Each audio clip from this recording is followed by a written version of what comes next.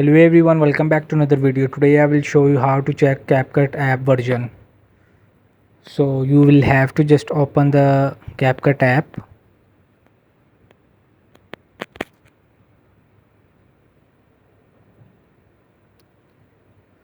So when it's open, you have to the top right corner of circle of setting, and now you will what to have to do. You will just scroll down,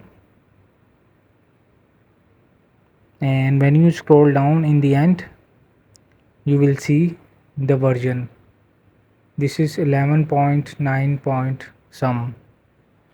So this is you will how to know the version of CapCut. It's very easy and simple. You can open the CapCut and open the setting, and in the last you will see the version of CapCut. Hope this video help you. Please don't forget to like and subscribe and get notified for more videos.